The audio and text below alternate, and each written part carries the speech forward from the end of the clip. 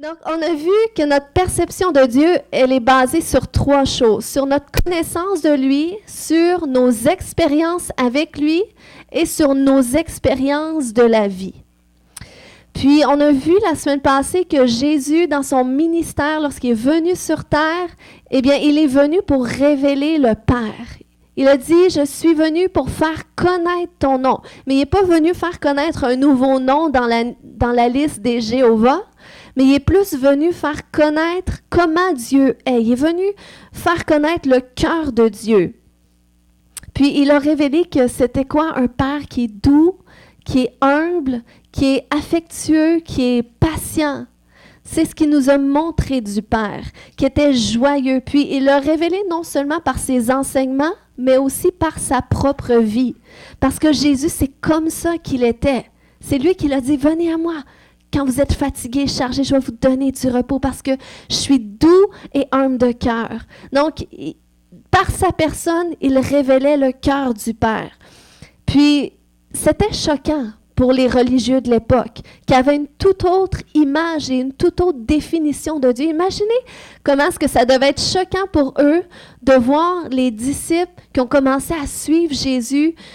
C'était des gens, pour certains, c'était des gens de mauvaise vie. C'était des pécheurs que le Seigneur était en train de transformer. Pour d'autres personnes, c'était des gens sans éducation. Donc, il n'y avait rien dans leur image d'un modèle, finalement, d'un modèle à suivre. Il n'y avait rien d'un modèle à suivre aux yeux des autres. Tandis que les religieux étaient ceux qui donnaient une bonne image. Ils étaient très axés sur les œuvres, sur le paraître. Puis, finalement, ils donnaient l'image de Dieu aux yeux de la société. Donc, c'était eux qui étaient supposés être à l'image de Dieu. Mais parce qu'ils étaient focalisés sur les œuvres, sur l'image extérieure, sur le paraître, eh bien, ils donnaient cette image-là d'un Dieu qui est difficile à atteindre, d'un Dieu qui est difficile à contenter, d'un Dieu qui a beaucoup d'œuvres qu'on doit faire pour être vu juste devant lui. Ce qui faisait en sorte que les gens n'étaient pas attirés vers Dieu. Au contraire, ils se sentaient beaucoup plus condamnés quand ils étaient en présence de gens comme ça, plutôt qu'attirés vers Dieu. Donc, et ça, c'est une réalité encore aujourd'hui. La religion fait de Dieu un Dieu qui est difficile à atteindre, un Dieu qui est difficile à contenter. Même dans nos églises évangéliques, il y a des gens, des fois, qui abandonnent la foi chrétienne parce qu'ils se disent, il y a trop de choses que je dois faire pour être juste. Mais ils n'ont pas saisi, finalement, qu'est-ce que Jésus est venu payer à leur place. Ce n'est pas par les œuvres qu'on est sauvé. Oui, ta foi va t'amener à faire des œuvres, mais ce n'est pas tes œuvres qui te justifient. C'est ta foi en Jésus, puis plus que tu grandis dans cette révélation-là de l'amour de Dieu, c'est ça qui te transforme. Puis c'est ça qui t'amène à faire des œuvres, mais qui est complètement dissocié de cette impression d'être juste ou non. C'est juste que tu fais les choses pour Dieu, puis tu es content de ça parce que Dieu déverse sa joie en toi, puis toi, ça t'amène à vouloir encore plus le servir. Donc, c'est une toute autre conception, mais Jésus, il est venu pour cela. Il est venu pour faire connaître comment Dieu est réellement, en dépit de tout ce que les religieux essayaient d'enseigner à travers de la loi. Maintenant, la notion du jour qu'on va regarder, c'est que notre perception de Dieu est influencée par nos expériences de la vie. OK? Les gens en autorité dans notre vie peuvent colorer les lentilles avec lesquelles on regarde Dieu. Que ce soit les gens, que ce soit nos propres parents, que ce soit les professeurs, les coachs qu'on a eus, que ce soit même les pasteurs, les gens d'autorité dans la société, dans l'Église, c'est des gens qui sont censés représenter Dieu. Puis malheureusement, on n'a pas toujours eu des belles expériences avec les gens en autorité dans notre vie. Puis ça peut avoir un impact sur notre façon de voir Dieu. Puis il y a pour des gens que la révélation de Dieu comme Père, c'est pas une bonne nouvelle. OK? Il y a beaucoup de gens, c'est arrivé souvent, que beaucoup de gens m'ont dit, ben moi je suis à l'aise avec Jésus, je suis à l'aise avec le Saint-Esprit, mais quand tu me parles du Père, tu me perds. Tu sais? Puis, pourquoi? Parce qu'ils ont vécu des mauvaises expériences avec leur propre père. Puis ces expériences-là affectent leur façon de voir Dieu, affectent leur relation avec Dieu. Et je peux dire que même pour moi, ça a été un blocage à certains moments de ma vie sans même que je m'en rende compte. C'est avec du recul, à travers les années, mon cheminement, que je m'en suis rendu compte. Mais dans ma vie, parce que j'ai vécu l'absence d'un père, j'ai vécu le rejet d'un père, parce que je suis née dans ce monde avec un père qui ne voulait pas d'enfants. Ma mère me voulait. Ma mère me désirait. J'ai grandi avec l'amour, le désir d'une mère envers moi, mais le désir d'un père de m'avoir, ça, c'était pas quelque chose que j'avais en moi. Donc, j'ai été marquée par ça. J'ai été blessée par ça sans même que je m'en rende compte. Mais le type de blessure que ça a laissé, ça a été ce type de pensée inconsciente de « je suis pas importante ». J'ai pas ma place. Des marques de rejet comme ça, ça donne rien que je m'exprime, on veut pas m'entendre. Parce que non seulement mon père m'a pas désiré, mais aussi, dans mon enfance, mon père était du type passif parce qu'il consommait. Donc, il était présent de corps, mais pas d'esprit. Puis ensuite, il a quitté la maison. Donc, j'ai vécu cet abandon-là du père qui m'a laissé cette marque de... Je ne peux pas faire confiance aux autorités masculines dans ma vie. Puis, sans savoir, c'est que ça s'est transféré sur ma façon de voir Dieu, sur mon approche envers Dieu, dans le sens que là où est-ce que j'avais de la difficulté, c'était dans les endroits de ma vie où est-ce que je me sentais impuissante. Là où est-ce que ça me sortait tellement de ma zone de confort, mais je me disais, comment est-ce que Dieu pourrait venir prendre cette place-là, ce vide-là, ces peurs-là, quand, dans ma conception, je ne peux pas faire confiance. Il n'y a pas de figure d'autorité assez puissante pour venir me protéger, pour venir être là pour moi dans les moments où est-ce que j'ai le plus besoin qu'on soit là. Donc, c'est pour ça que j'étais plus confortable.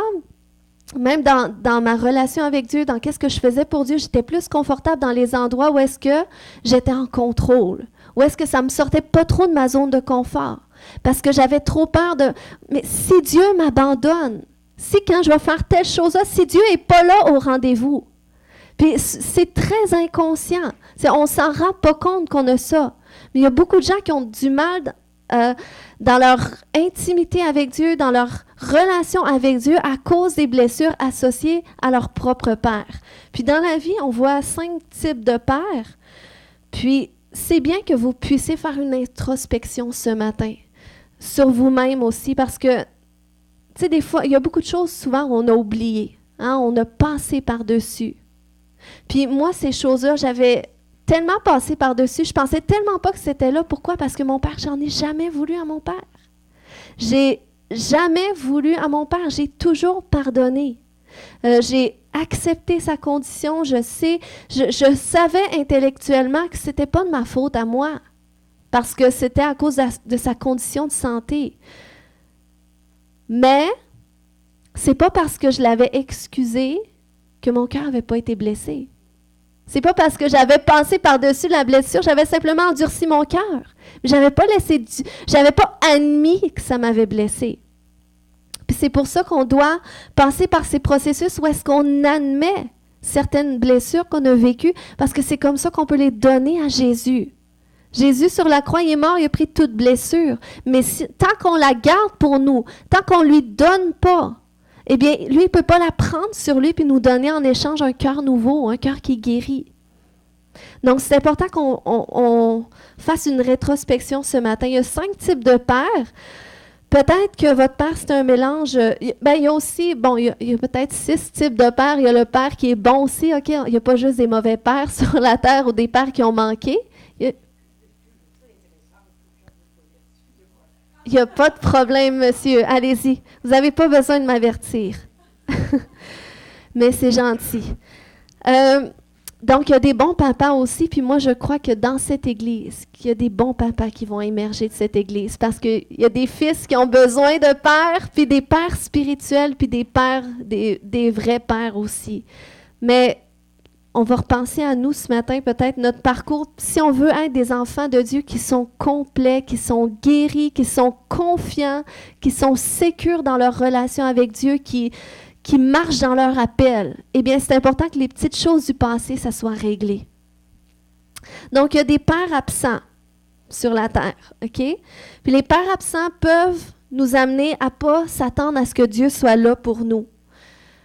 Les pères absents peuvent faire en sorte qu'on a du mal à faire vraiment confiance à Dieu.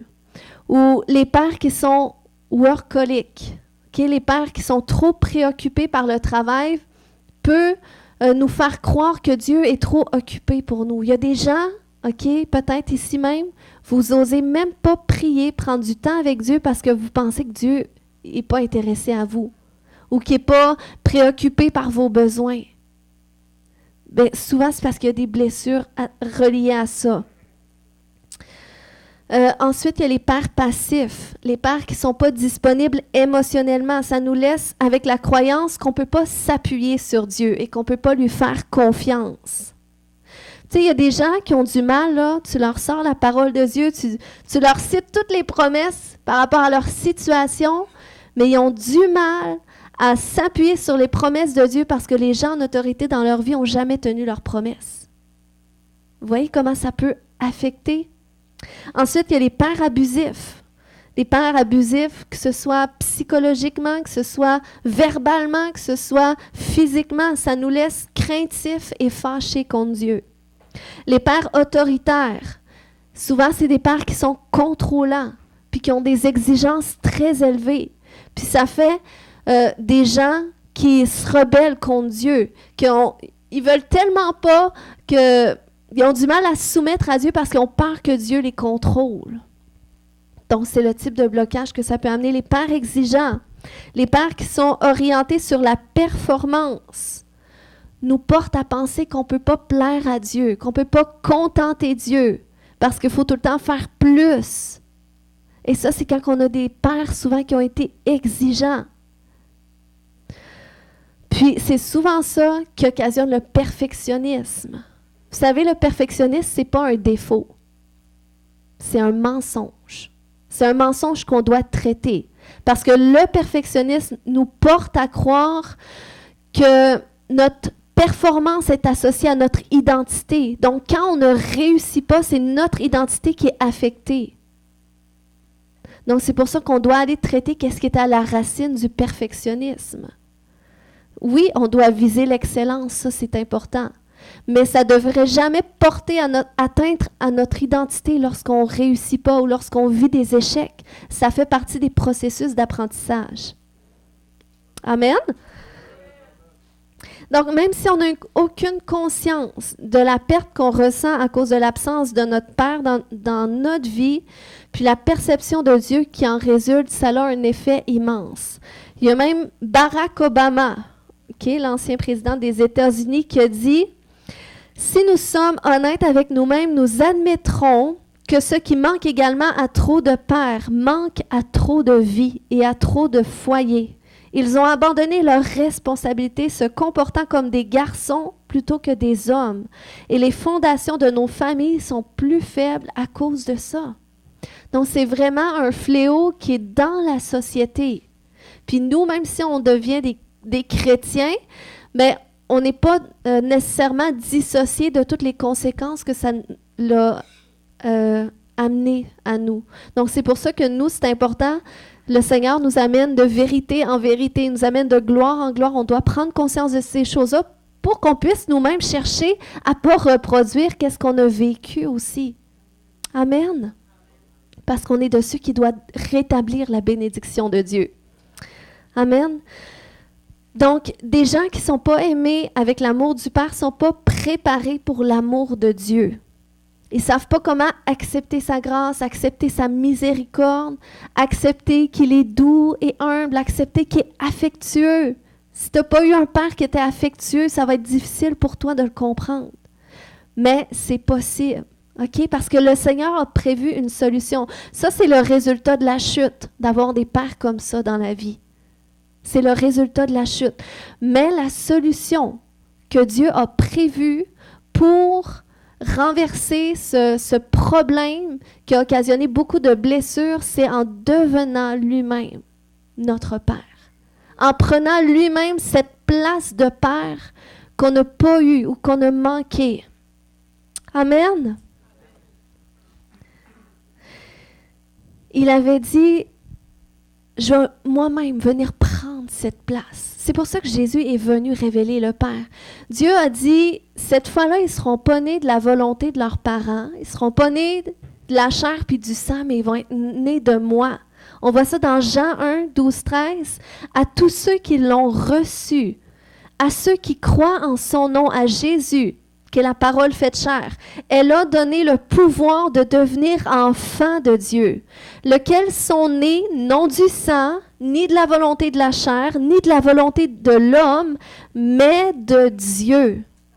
Amen. Donc ça, c'est la grande solution. Donc ce matin, je suis là pour te dire que Jésus n'est pas mort sur la croix pour que tu sois sauvé de l'enfer. Jésus est mort sur la croix pour que tu sois réconcilié avec le Père. Et on voit ça dans Éphésiens 1, 4, 5. Ça nous dit, en lui, Dieu nous a élus avant la fondation du monde. Donc Dieu avait déjà prévu cela avant la fondation du monde pour que nous soyons saints et irrépréhensibles devant lui, nous ayant prédestinés dans son amour à être ses enfants d'adoption par Jésus-Christ selon son bon plaisir, le bon plaisir de sa volonté. Donc, c'est pour ça que Jésus est venu. Et 2 Corinthiens 5, 19 nous dit « Car Dieu était en Christ, réconciliant le monde avec lui-même, en n'imputant point aux hommes leurs offenses, et il a mis en nous la parole de réconciliation. » N'est-ce pas une bonne nouvelle? Amen. Donc, Jésus est venu non seulement pour nous réconcilier avec le Père par l'œuvre qu'il a fait, mais il est également venu pour nous faire connaître le Père, pour nous faire connaître comment ce qu'il est réellement, en dépit des expériences que tu as vécues, en dépit des connaissances que tu as acquises, comment ce qu'il est. Et Jésus, c'est ce qu'il est venu révéler. Et c'est vraiment ça qui nous guérit, c'est vraiment ça qui nous transforme. Jésus avait dit dans Jean 17, 26, « Je leur ai fait connaître ton nom et je leur ferai connaître encore, afin que l'amour, ok, pourquoi qui est venu nous faire connaître son nom, comment est-ce qu'il est? C'est afin que l'amour dont tu m'as aimé soit en eux. » Donc, il est venu nous faire connaître le Père pour que l'amour de Dieu, l'amour dont Dieu a aimé Jésus, cet amour tellement parfait, cette union parfaite, il dit pour que ce même amour soit en eux. Il dit aussi dans Jean 15, 9, « Comme le Père m'a aimé, je vous ai aussi aimé. » Donc, c'est le même amour, de la même façon que le Père était tellement fier de moi, il m'approuve tellement reconnaissant, de la même façon que le Père a ouvert les cieux pour dire publiquement, audiblement, que je suis son fils bien-aimé, c'est le même amour que je porte pour vous. C'est le même amour, c'est avec le même amour que je suis venue vous réconcilier avec lui. N'est-ce pas une bonne nouvelle? Donc, Jésus est venu pour restaurer cette relation de père-fils et de père-fille entre nous et Dieu. Et c'est tellement important parce que si on ne voit jamais Dieu comme un père parce que c'est inconfortable, parce qu'on ne connaît pas peut-être c'est quoi un père saint, eh bien, on ne se verra jamais comme une fille ou un fils si on ne voit jamais Dieu comme un père. Donc, on ne pourra pas vivre notre héritage. Et ton héritage, c'est maintenant. C'est maintenant. Jésus est venu pour que tu mènes une vie abondante. Il est venu pour que tu vives la joie, la paix par le Saint-Esprit, la justice. Que tu vives la justice de Dieu dans tes situations, pour que tu vives les promesses de Dieu.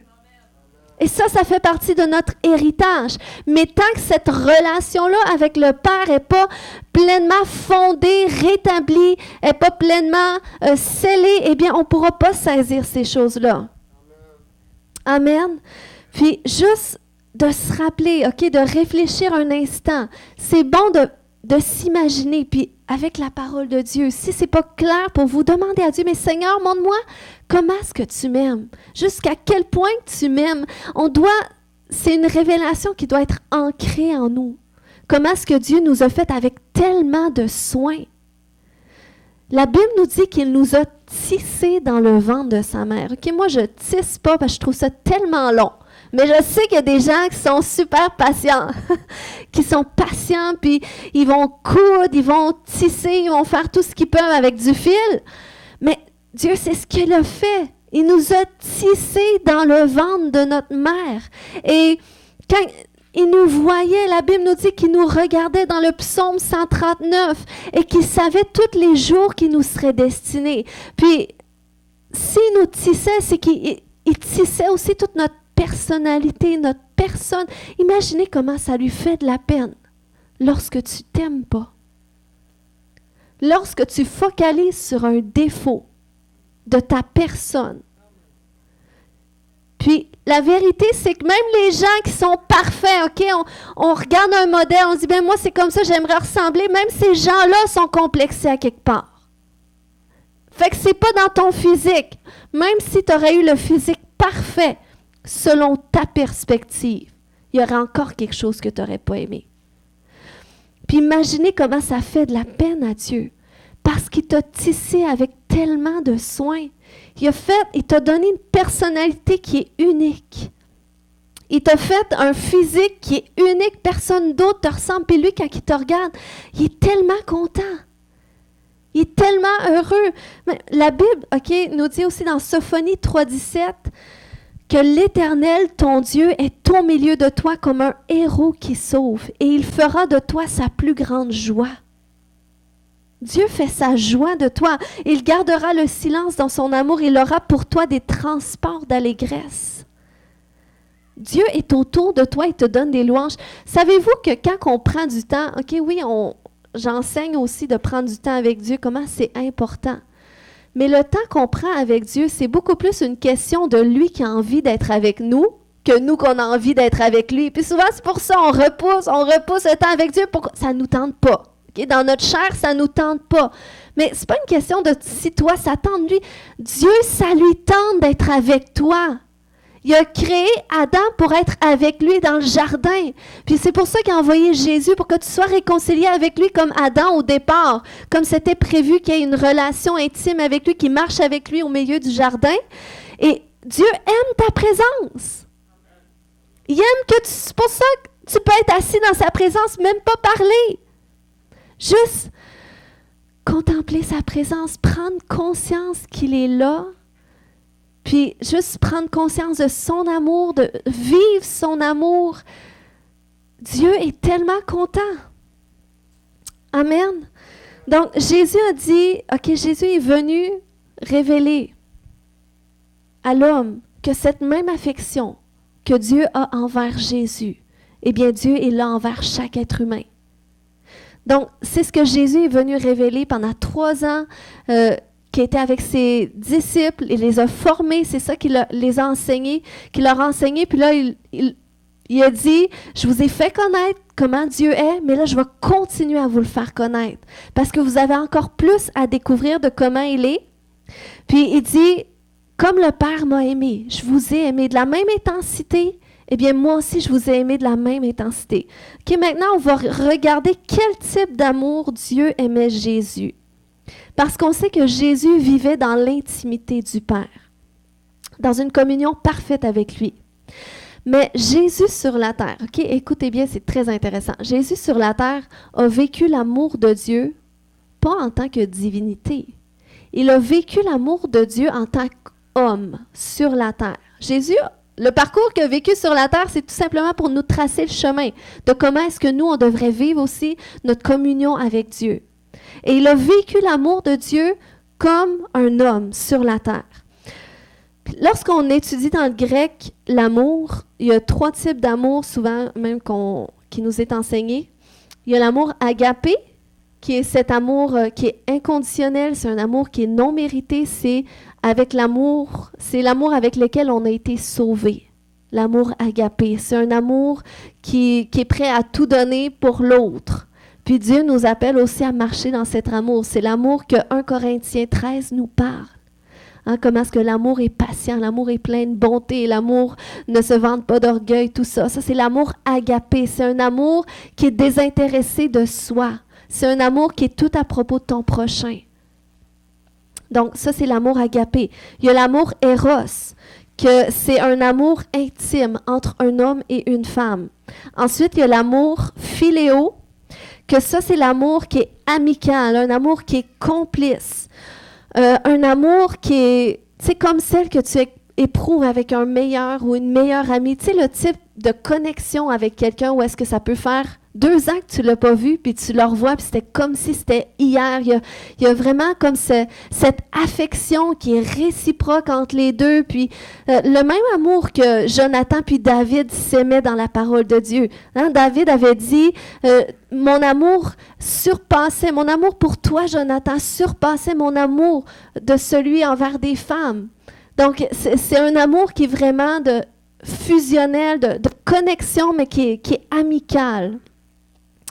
Donc, ça, c'est 3 types d'amour. Puis, maintenant, on va voir avec quel type d'amour le Père aimait Jésus. On lit dans Jean 5, 19, 20, que Jésus reprit donc la parole et leur dit, « En vérité, je vous le dis, le Fils ne peut rien faire de lui-même. Il ne fait que ce qu'il voit faire au Père. Et tout ce que le Père fait, le Fils aussi le fait pareillement. Car le Père aime le Fils et lui montre tout ce qu'il fait. Et il lui montrera des œuvres plus grandes que celles-ci afin que vous soyez dans l'étonnement. » Donc Jésus est en train de dire, OK, tout ce que je fais, tous les miracles que je fais, la manifestation du royaume des cieux que je fais, eh bien, je fais tout simplement qu'est-ce que Dieu me montre qu'il fait. Je fais qu'est-ce que Dieu fait. Je dis qu'est-ce que Dieu dit. Et ça, si le Père me montre qu'est-ce qu'il fait, c'est parce qu'il m'aime. Hein? Car le Père aime le Fils et lui montre tout ce qu'il fait. Maintenant, lorsqu'on regarde dans le grec, la définition de « aime », c'est pas le mot « agapé », mais c'est le mot « philéo ». Donc, le Père aime philéo le Fils. Le Père a cette connexion, cette affection, cette complicité avec le Fils. Donc, il lui montre tout ce qu'il fait. C'est intéressant, OK? Parce que il y a plusieurs passages dans le Nouveau Testament qui nous parlent de l'amour philéo. Comment c'est un amour qui est vécu, c'est un amour qui est ressenti, c'est un amour qui est partagé. On voit une définition du mot philéo dans Matthieu 26, 48, où est-ce que ça disait « Celui qui le livrait, OK, lorsqu'on était pour livrer Jésus, eh bien, c'était ce signe que Judas avait donné. Celui que je baiserai, celui que j'embrasserai, c'est lui. Celui que je philéo. » Donc, vous voyez, c'est un amour qu'on vit, qu'on ressent, qu'on s'échange, qui est affectueux. Donc, c'est une définition du mot philéo. C'est aussi un amour qui est vécu à travers la relation. On voit ça dans Jean 11, 3, avec Lazare. Hein, quand que Jésus se dirigeait sur la route au sépulcre de Lazare, où est-ce que ça faisait 3 jours qu'il était mort, eh bien là, ça nous dit, les sœurs envoyèrent dire à Jésus, « Seigneur, voici celui que tu aimes est malade. » Donc, Lazare, celui que tu philéo. Donc, c'est parce qu'il y avait une relation avec lui, il était ami avec lui, et c'est pour ça qu'on utilise ce mot. Et là, ça dit même au verset 35-36 que Jésus pleura. Lorsqu'il s'est approché du sépulcre, il pleura, sur quoi les Juifs lui dirent « Voyez comment il l'aimait. » Donc, ce n'était pas un amour agapé, ce n'était pas un amour inconditionnel, c'était vraiment un amour qui était amical, qui était ressenti, qui était vécu, qui était partagé entre les deux. C'est aussi un amour qui est exprimé dans l'affection. Puis on voit ça avec le disciple que Jésus aimait. Dans Jean 22, elle courut vers Simon-Pierre et vers l'autre disciple que Jésus aimait, que Jésus philéo. Donc, Jean avait une affection. On sait que Jean était couché à un moment donné sur la poitrine de Jésus. Il y avait cette affection avec Jésus. Donc, c'était plus que de l'amour inconditionnel. Jésus ceux qui est allés les chercher pour qu'ils les suivent, c'était, même si c'était des pécheurs, même si c'était des gens de mauvaise vie, eh bien, c'était à cause de son amour agapé, un amour inconditionnel, un amour qui voit au-delà de tout ce que tu fais. Mais là, avec Jean, il y avait cette relation plus particulière, cette connexion philéo, cette complicité, cette affection qui était partagée. Donc, qu'est-ce qu'on doit comprendre? C'est que le fait que Jésus manifestait le royaume des cieux comme ça, par toutes sortes de miracles, des prodiges, c'était à cause de cette connexion qu'il y avait entre le Père, cet amour affectueux, ressenti entre lui et le Père qu'il partageait, qui amenait Jésus à manifester le royaume des cieux. On voit un autre exemple dans Actes 2, 22, où ce que même Pierre a dit, « Écoutez bien, Israélites, ce que j'ai à vous dire. Vous le savez tous, Jésus de Nazareth, cet homme dont Dieu vous a montré qu'il l'approuvait, en accomplissant par son moyen au milieu de vous des miracles, des signes et des actes extraordinaires. » Donc, les miracles étaient le fruit de l'approbation de Dieu envers Christ. Cette approbation-là qui venait, qui était le fruit de leur relation intime, de leur relation qui était partagée. Donc, c'est vraiment ce qui nous montre, OK? C'est vraiment une clé. S'il y a des gens qui veulent marcher dans le surnaturel de Dieu, des gens qui veulent voir leur prière être répondue, OK? Des fois, on n'ose pas faire des pas de foi à prier pour un malade parce qu'on ne sait pas ce qui va se passer de l'autre côté de notre prière.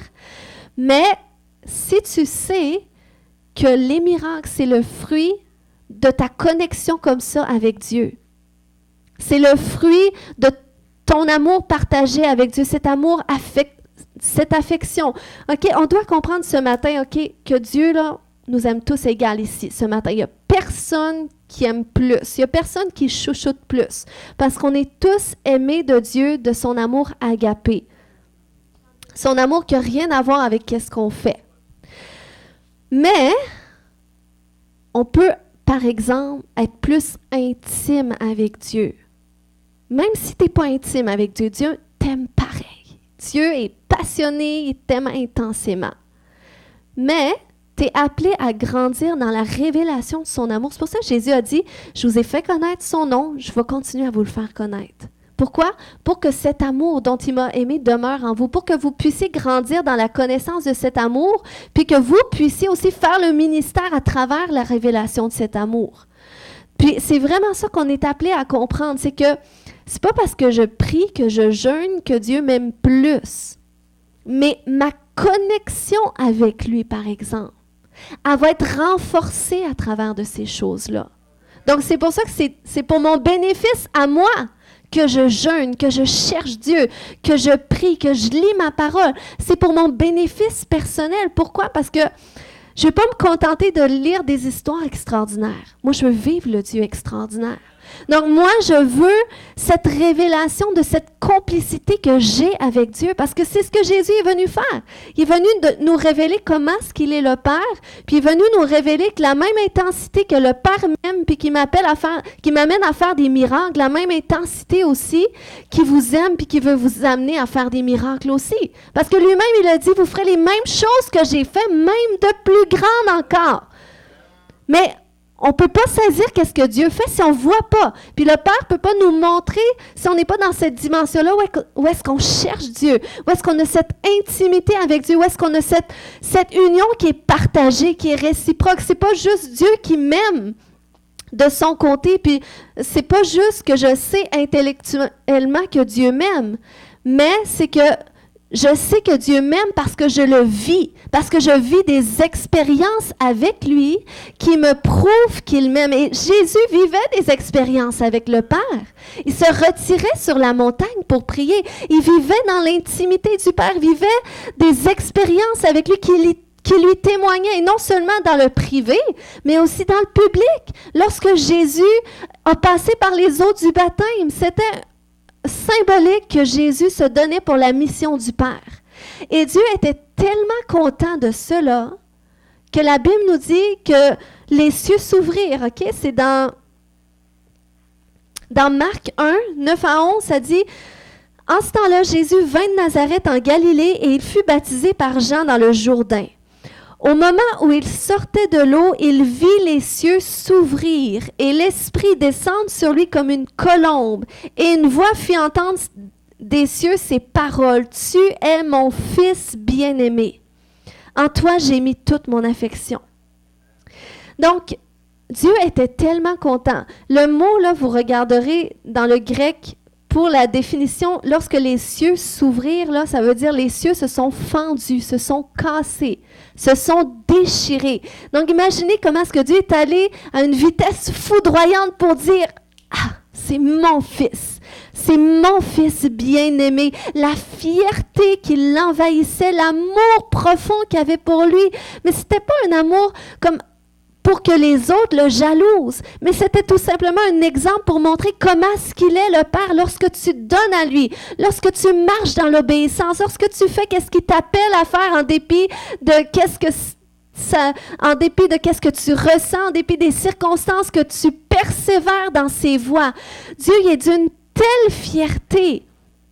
Il est d'une telle fierté qu'il veut t'amener à expérimenter son approbation, sa reconnaissance. Il veut t'amener à expérimenter sa fierté comme Jésus a expérimenté.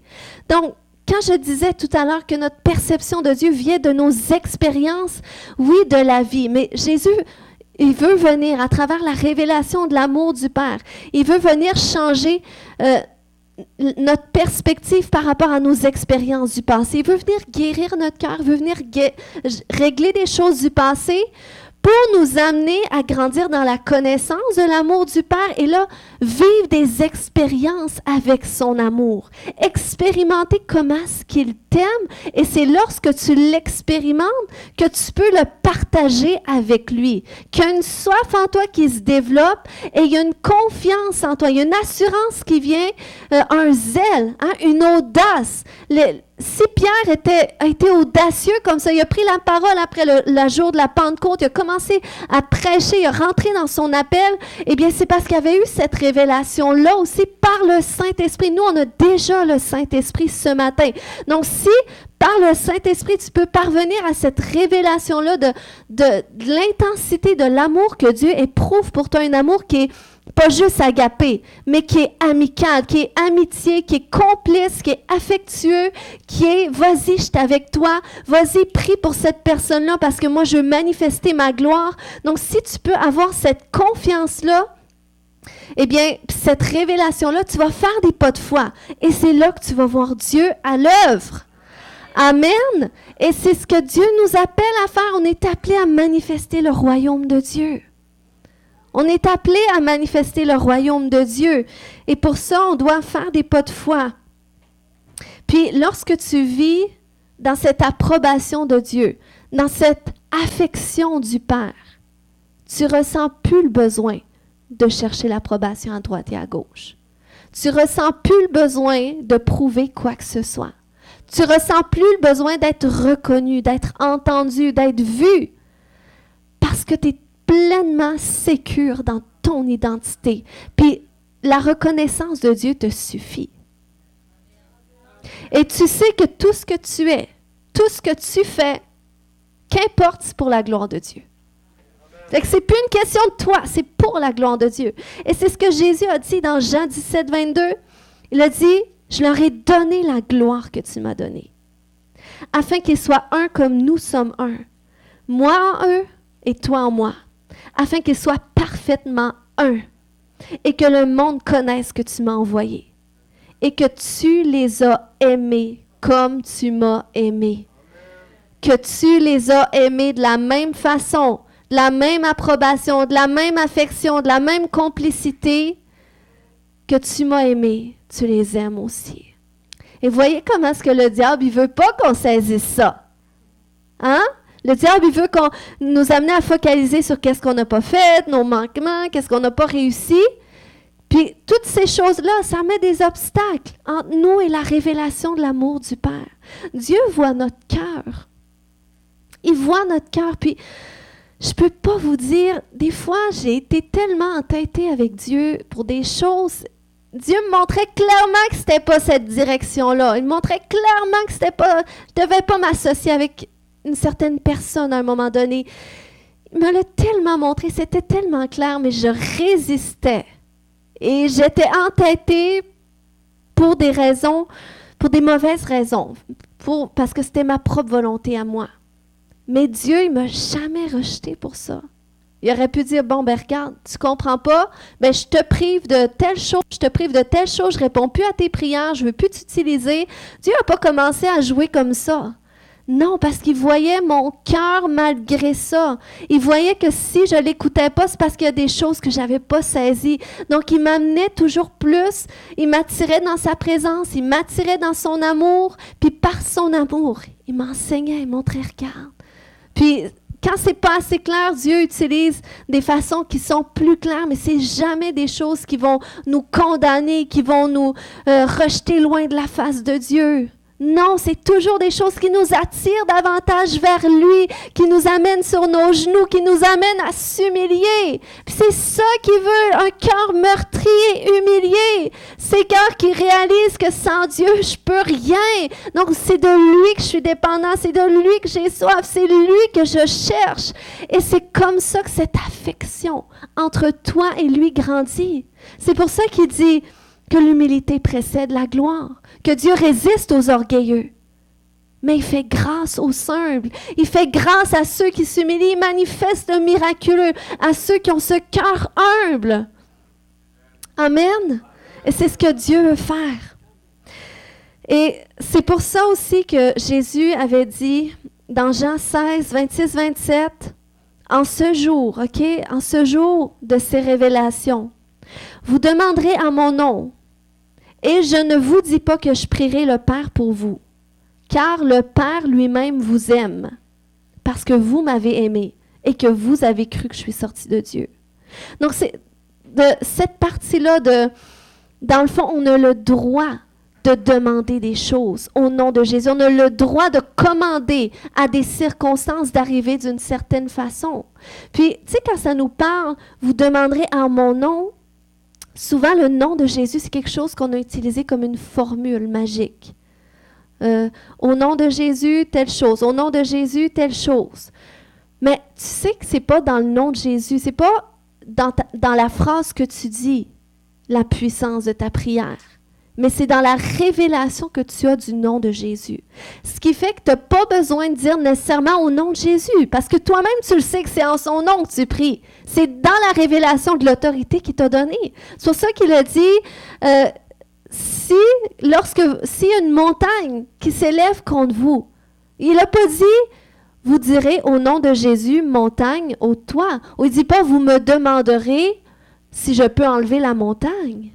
Mais il dit, non, vous direz à cette montagne, ôte-toi de là, jette-toi dans la mer. Donc, vous commanderez à cette montagne.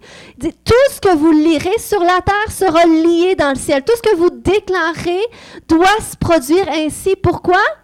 Parce que vous m'avez aimé, parce que vous avez cru que je suis sortie du Père, parce que le même amour du Père demeure en vous. Donc, peu importe qu'est-ce que vous demanderez, peu importe qu'est-ce que vous déclarerez, le Père le fera afin que le Père soit glorifié dans le Fils qui est en vous. Amen. Donc, d'où la confiance qu'on doit avoir dans nos prières. OK, quand tu as cette révélation-là de l'amour du Père envers toi, tu dois être confiant que qu'est-ce que tu déclares, qu'est-ce que tu pries, ça doit se produire ainsi. Et c'est pour ça que moi, je veux vous encourager à faire des pas de foi. Parce que tant qu'on ne teste pas, on ne peut pas voir Dieu à l'œuvre. Tant que tu n'oses pas témoigner, tu ne peux pas voir le Saint-Esprit toucher quelqu'un. C'est rare que tu vois le Saint-Esprit toucher quelqu'un avant que tu aies ouvert la bouche pour témoigner. C'est rare, OK? Oui, c'est ma prière qu'en ma présence, les malades soient guéris avec mon ombre. Mais peut-être avant que ça arrive, eh bien, il faut déjà que je fasse des pas de foi, que je déclare la guérison sur quelqu'un. Et que je ne m'amuse pas juste à passer à côté de tout le monde. OK? Parce qu'il faut que la personne aussi elle reçoive le témoignage de Dieu. Il faut qu'elle sache que c'est Jésus qui l'a guérie, que c'est Jésus qui la touche. Puis, avant que que je chasse un premier démon.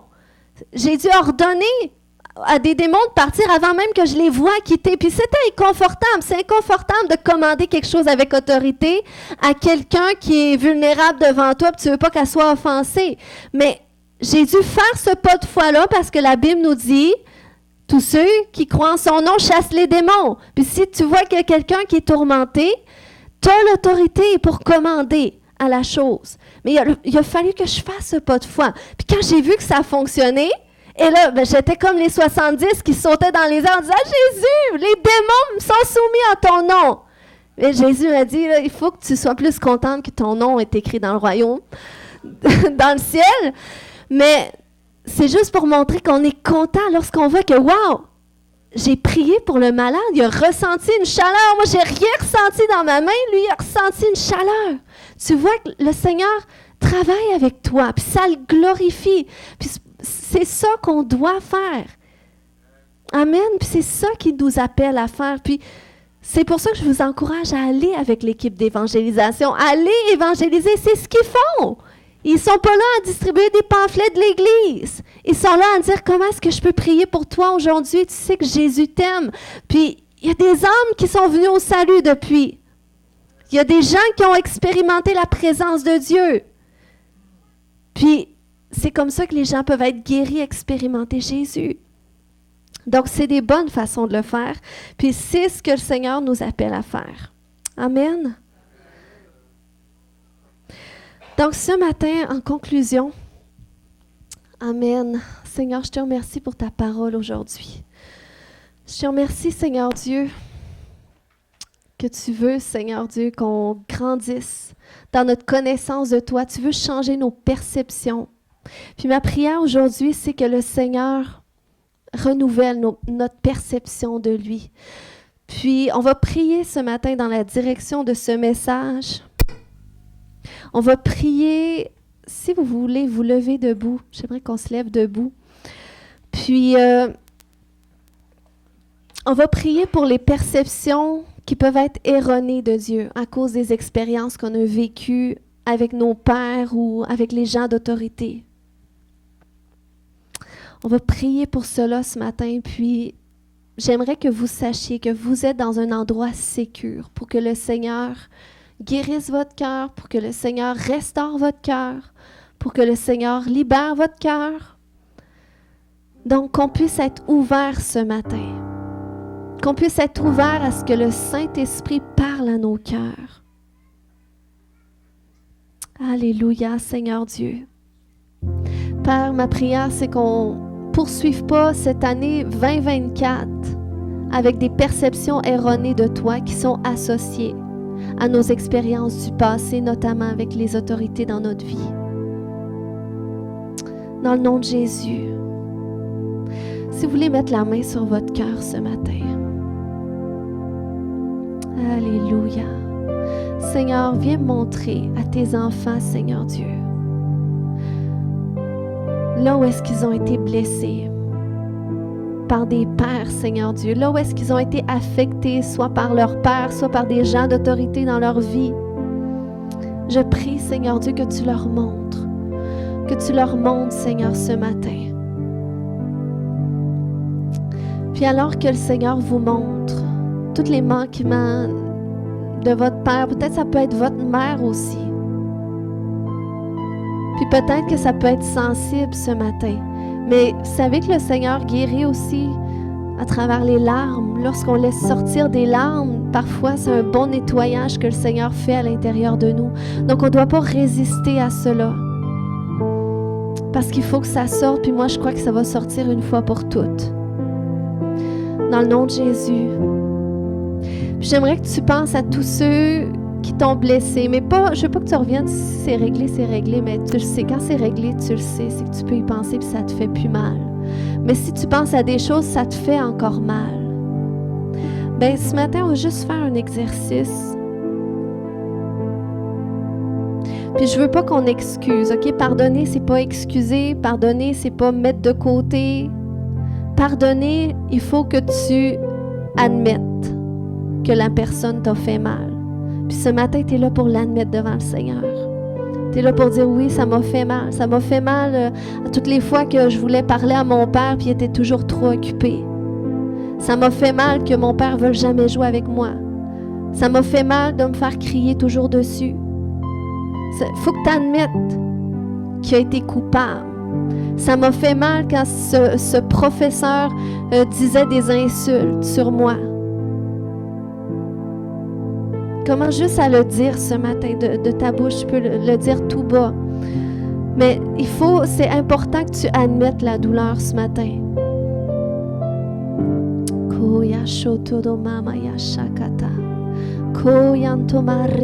Seigneur Dieu, toutes les perceptions, ça me fait mal. Le divorce de mes parents, ça me fait mal. Quand mon père, ma mère est parti de la maison, ça me fait mal.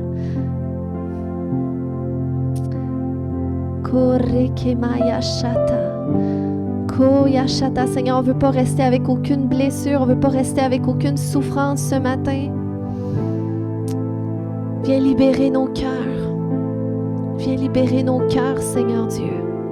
Viens nous montrer, Seigneur Dieu, tout ce qui est difficile. C'est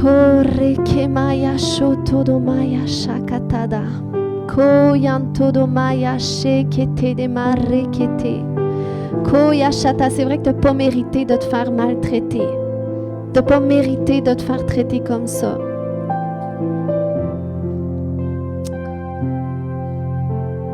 Puis ce matin, reconnais que la personne, elle est coupable d'avoir fait ça envers toi. Reconnais qu'elle n'a pas été juste envers toi. C'est correct de le dire. On n'est pas là pour excuser personne.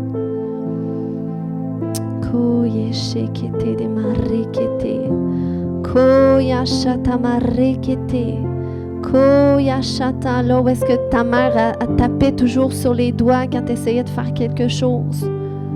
Ça t'a blessé. Admets-le ce matin. Admets-le devant le Seigneur ce matin.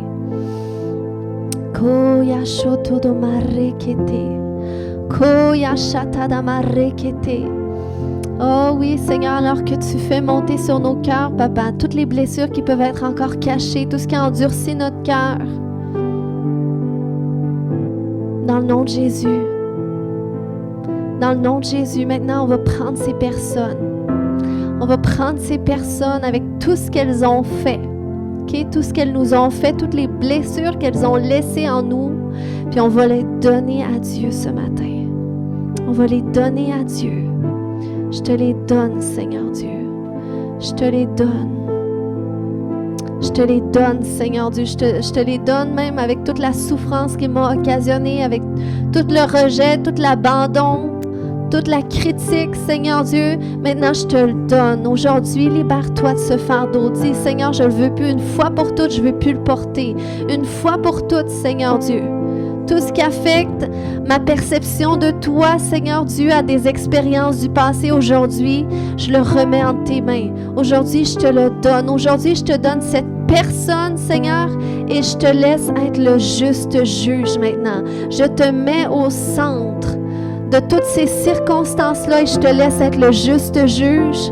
Dans le nom de Jésus, je te laisse être le juste juge. Seigneur, alors, Père, qui sont en train d'être libérés du poids de ces souffrances, je prie, Seigneur Dieu, comme la parabole du bon Samaritain, viens déverser l'huile et le vin sur les blessures aujourd'hui, Seigneur Dieu. Viens déverser, je vais déverser ton huile, ton onction qui guérit les cœurs, qui guérit. Oui, je viens déverser ton sang, Jésus, qui purifie les plaies, qui nettoie, Seigneur Dieu, tout ce que ça a laissé, toutes les paroles négatives, toute l'amertume dans le nom de Jésus que ça a laissé. Merci que ton sang vienne nettoyer aujourd'hui. Et je prie, Saint-Esprit, que tu viennes renouveler, que tu viennes restaurer, que tu viennes guérir, que tu viennes rétablir dans le nom de Jésus. Reçois ce matin. Reçois ce matin. Alléluia. Alléluia. Dans le nom de Jésus, je commande à tous les esprits d'amertume qui ont pu entrer par ces choses, tous les esprits d'offense, tous les esprits d'orphelins, esprits de victimes, esprits de rejet, dans le nom de Jésus. Dans le nom de Jésus, avec tous ces mensonges, je vous ordonne de quitter les vies maintenant par la puissance du Saint-Esprit. Dans le nom de Jésus. Alléluia, merci Seigneur, merci Seigneur. Koreke maya shata. Oh, alléluia, le Seigneur guérit ton cœur, le Seigneur te libère ce matin. Koreke maya shata. Koya shata marekete. Reçois, reçois, reçois. Reçois, koreke maya shata. Reçois, reçois, reçois. Alléluia, roko maya shata. Seigneur, tu restaures. Seigneur, tu renouvelles. Au nom de Jésus, tu restaures, tu renouvelles. Tu restaures, tu renouvelles. Koye kete de mareka baba yashata. Koyanto marekete. Au nom de Jésus, tout ce qui vous tourmente maintenant, j'ordonne que ça quitte dans le nom de Jésus. Tout ce qui tourmentait vos pensées associées à votre éducation, dans le nom de Jésus, ça part maintenant. Ça part maintenant dans le nom de Jésus. Ça part maintenant. Ça part maintenant, tous les esprits associés à une mauvaise éducation. Au nom de Jésus, à une éducation abusive, tous ces esprits s'en vont maintenant dans le nom de Jésus.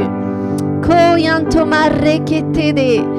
Koyashoto marakata. Libère maintenant dans le nom de Jésus. Koyanto do marekete.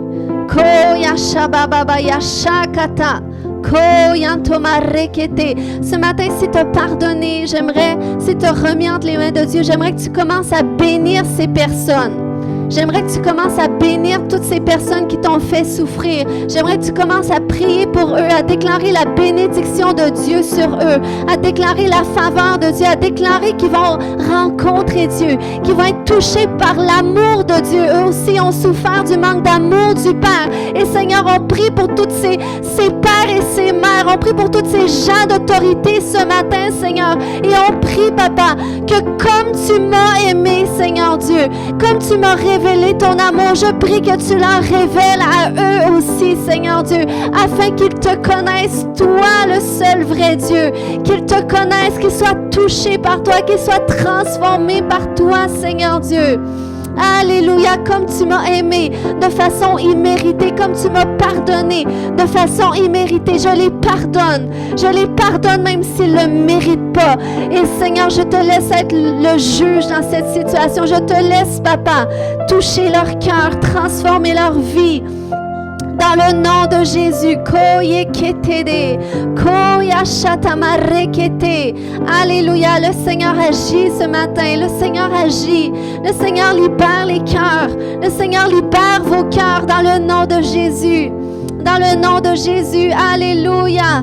Koya shatamarekete. Je renverse toutes les forteresses, toutes les hauteurs dans vos pensées qui s'élevaient contre la connaissance de Dieu, contre la révélation de son amour envers vous. Et j'amène vos pensées captives en Jésus-Christ, captives dans la vérité de la parole de Dieu. Dans le nom de Jésus, je viens restaurer cette révélation de l'amour parfait, de l'amour dont Dieu vous affectionne en ce moment. Au nom de Jésus, au nom de Jésus, reçois l'affection du Père. Reçois l'affection du Père. Reçois l'approbation du Père. Il t'approuve. Il t'aime. Tu es sa fille. Tu es son fils. Dieu donne son héritage à ses fils et à ses filles ce matin. Saisis par la foi l'héritage qui te revient. Saisis par la foi qu'est-ce que tu veux voir dans ta vie. Saisis la guérison parce que c'est ton héritage. Au nom de Jésus, sois guéri maintenant. Sois guéri dans ton corps. Sois guéri dans ton âme. Sois délivré dans le nom de Jésus par la puissance du Saint-Esprit. Korekemaya shata. Koya shata. Saisis ton héritage de fils et de filles, quel que soit ton besoin ce matin. Commence à déclarer que tu reçois la guérison. Commence à déclarer que tu marches dans ton miracle. Commence à déclarer que tu es restauré. Alléluia, tu es restauré. Tu es restauré. Korekemaya shata. Koya shata. Je brise toute maladie, toute infirmité. Dans le nom de Jésus, je commande à tout esprit associé de partir maintenant. Dans le nom de Jésus, je brise toute malédiction, tout héritage générationnel dans le nom de Jésus. Et j'ordonne la guérison complète. Complète par la puissance du Saint-Esprit. Dans le nom de Jésus, merci Seigneur, merci que tu guéris, tu libères. Tu libères. Korekemaya shata. Tout tourment dans tes pensées, ça quitte maintenant. Tout mensonge de l'ennemi. Au nom de Jésus, vous partez maintenant. Vous partez maintenant. Au nom de Jésus, tout esprit d'oppression, je t'ordonne de sortir maintenant dans le nom de Jésus. Esprit d'anxiété, esprit d'angoisse, esprit de peur, tu la libères maintenant dans le nom de Jésus. Oh, alléluia. Alléluia. Merci Jésus. Merci Jésus, sois rempli du Saint-Esprit. Saint-Esprit, remplis-le tous les endroits de sa vie. Tous les endroits de sa vie, Seigneur Dieu, qui étaient occupés par des mauvais esprits dans le nom de Jésus. Tous ces endroits de sa vie où est-ce qu'il était affecté, Seigneur Dieu. J'appelle une pluie fraîche ce matin. Une pluie fraîche de restauration, de renouvellement, de transformation, de guérison. Dans le nom de Jésus. Amen. Alléluia. Alléluia. Alléluia. Merci Seigneur que la guérison, elle est sous ses ailes. Elle est sous tes ailes. Elle l'enveloppe. Elle enveloppe une saison de guérison. Une saison de guérison, c'est une saison de printemps de guérison. Alléluia. Korekemaya shata. Koya shotomareketede. Koya shata. Si tu sens que le Seigneur faisait quelque chose ce matin, que tu aimerais avoir plus de prières, je t'invite à t'avancer devant. Korekemaya shanta. Koyantada.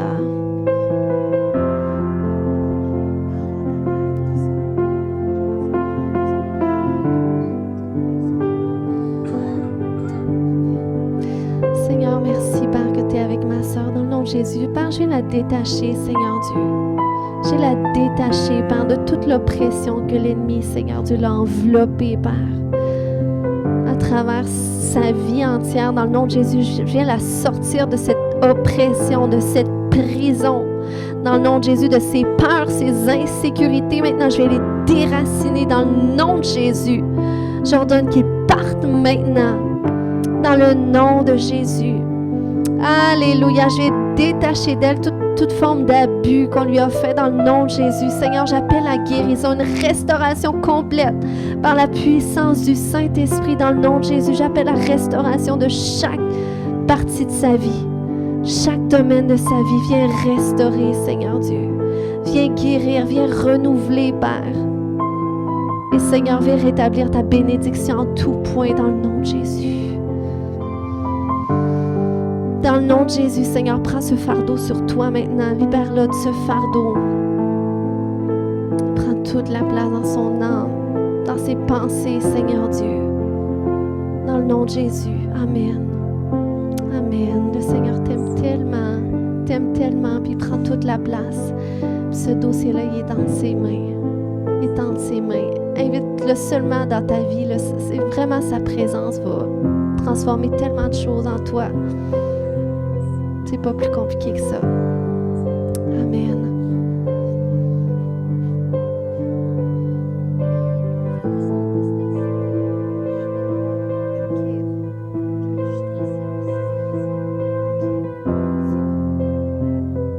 Amen. Seigneur, on appelle la guérison complète sur notre sœur dans le nom de Jésus. Je brise toute forme de stress au nom de Jésus. Alléluia. J'appelle la guérison, j'appelle la restauration maintenant. La guérison physique dans son corps maintenant dans le nom de Jésus. Plus de toi, Seigneur Dieu. Plus de toi, Seigneur Dieu. Merci, Père, que tu renouvelles ses forces, tu renouvelles son énergie, Père. Que ta lumière soit sur elle, Père. Éclaire-la dans le nom de Jésus. Amen. Amen. Alléluia. Merci, Seigneur.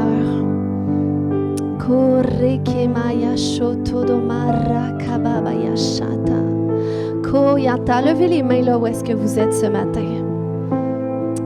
Seigneur, merci que tu viennes nous immerger de ton amour, Seigneur Dieu. Viens nous immerger, viens nous remplir de ton amour, Seigneur Dieu. Merci, Père, pour cette restauration, cette réconciliation avec toi, Papa, qui change notre vie, qui change notre façon de te voir et notre façon de nous voir, Seigneur Dieu. Merci, Père, que tu changes notre image de soi, notre perspective de soi, Seigneur Dieu. Tu changes notre perspective de toi, en même temps que tu changes notre image de soi, Seigneur. Et je te remercie, Père, dans le nom de Jésus, que ton onction se déverse sur chaque personne maintenant, Saint-Esprit, dans le nom de Jésus, afin, Seigneur Dieu, qu'il y ait une audace qui vienne avec ces révélations d'aujourd'hui, afin, Père, qu'ils osent prier pour ceux qui sont malades, Seigneur, qu'ils osent prier pour ceux qui ont des besoins. Et merci, Saint-Esprit, que tu les accompagnes, que tu vas confirmer leurs paroles par les signes qui vont les accompagner, par les témoignages. Merci pour les guérisons qui vont s'en suivre dans le nom de Jésus. Soyez confiants, cette semaine, je déclare que les malades à qui vous allez imposer les mains vont être guéris. Donc, il faut se lever. Amen. Jesus did it. C'est ça qui est écrit sur le chandail de François et c'est ce que le Seigneur dit pour conclure ce matin. Amen. Soyez tous bénis.